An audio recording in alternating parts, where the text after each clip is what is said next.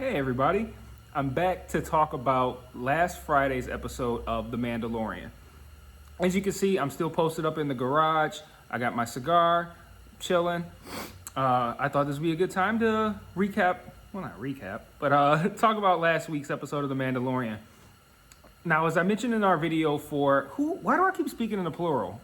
Can somebody tell me why? I think it's probably because I have my other podcast that I record, and I'm so used to saying us, we. Me and my homeboy Otis been doing this podcast for like 6 years. So I'm so accustomed to saying us, we, that I get to do this by myself and I get to go in us, we, and all that kind of shit. But last week, I talked about the 5th episode of The Mandalorian.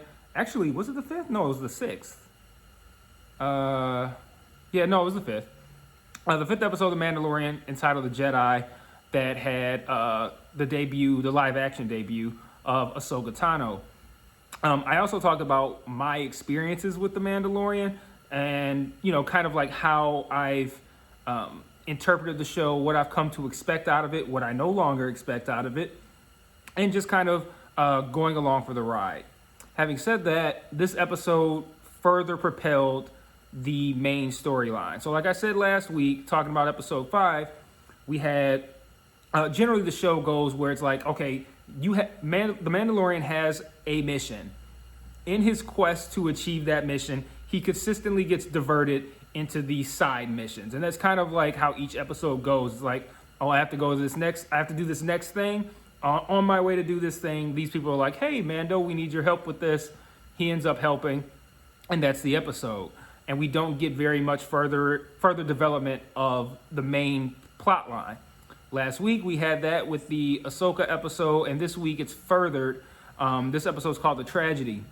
So at the end of last week's episode, Ahsoka tells Mando to take Grogu to, I forget the name of the planet, something to start with a T, and sit him on this rock, and he could reach out through the Force, and maybe a Jedi will contact him. Simple process, right? So the episode starts out just as most Mandalorian episodes do. He's like, hey, I'm going to take you to this planet. I'm going to sit you on this rock, and we're going to figure this shit out.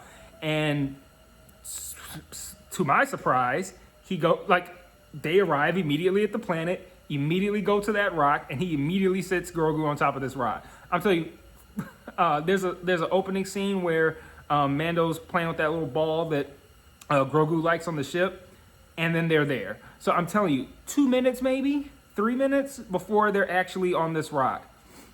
So they get on the rock, and the episode proceeds because Boba Fett arrives and basically says, hey man, I want my armor back. And Mando's, who are you? And he doesn't know who Boba Fett is for some strange reason. I don't know how you are a Mandalorian and don't know who Boba Fett is, but he doesn't know who Boba Fett is. And Boba Fett says that if you give me your armor, or give me my armor back, I will protect you and the child. And the episode plays out with stormtroopers attacking this rock. Grogu is sending out some sort of signal through the Force. You can see it as like a blue, impenetrable force field. And stormtroopers arrive. I don't believe the stormtroopers are arriving because of the signal that Grogu is sending out. I believe they're arriving because Moff Gideon had a tracker on the Razor Crest. Speaking of which, kind of second worst part of the episode is when they destroy the Razor Crest. The Razor Crest is completely destroyed, which sucks. I've come to gain an affection for the Razor Crest over the course of these nearly 2 seasons. But it's a really solid episode again. Like every episode, as long as you go in expecting a good time, you will probably be satisfied, if not something better than satisfied, ecstatic, overjoyed, whatever. But you will be pleased. This one just also happened to further the storyline as well. Long story short, Boba Fett comes, helps Mando defend Grogu against this onslaught of stormtroopers. He actually goes onto the Razor Crest to get his armor, and when he comes back with his armor, he makes Mando look like an amateur. I mean, he's firing rockets out of his knees, like he's doing all kinds of shit. And it's one of those things where it's like, you might read it on paper and you think like, oh, okay, this is all right. And you might even look at it and go, oh, some of this stuff's kind of corny. But as a fan watching it, it's you can't help but fan out. Even if you're an old, grizzled Star Wars fan like myself, or a young, up-and-coming Star Wars fan, you can't help but stand out. So, well, if you're new, you might not stand out for Boba Fett. But if you're an old, grizzled Star Wars fan like myself, you really enjoy seeing Boba Fett come out and kick ass like that. So yeah, Boba Fett's kicks ass, but Moff Gideon sends some Dark Troopers down. They kidnap Grogu, and that's it. Mando goes to back to wherever Cara Dune is at. Are they on Tatooine? I'm not entirely sure. I don't think they are, but they go back, and he basically tasks her with helping him break out. I forget the name, but it's the guy that Bill Burr played in season 1. They're gonna break him out to help go back and get Grogu. So I'm assuming this Friday's 7th episode will be a prison break episode where they're breaking Bill Burr's character out of prison, and then the 8th episode will be presumably, I'm thinking Mando, Boba Fett, Cara Dune, Bill Burr's character, maybe even Carl Weathers' character. I keep calling him Apollo Creed. I know he's got a name. I don't know what it is. And Ming-Na Wen's character as well, who was with Boba Fett.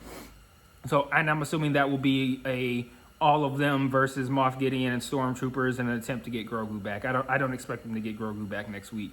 But I do expect us to see Grogu, like whatever's going on with him on that Imperial cruiser. I expect us to see that. But again, The Mandalorian, firing on all cylinders, man. Every episode is really fun as long as you don't marry yourself to the idea of a throttling forward of the main plot line. If you don't expect that going into an episode, hell, if you don't even expect what they tell you to expect going into the episode, you will probably be pleased. If you expect that stuff, you're probably gonna end up disappointed. But show's looking great.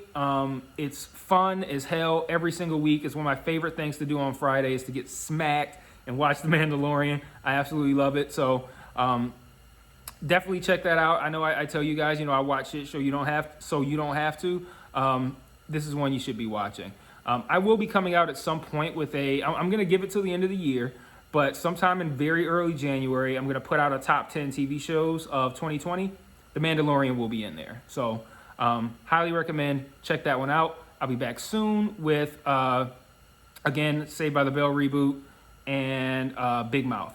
So like, comment, subscribe, share, all that good stuff. Give me some feedback in the comments if you got it. If not, feel free to give me some compliments in the comments as well. See you guys soon. Peace.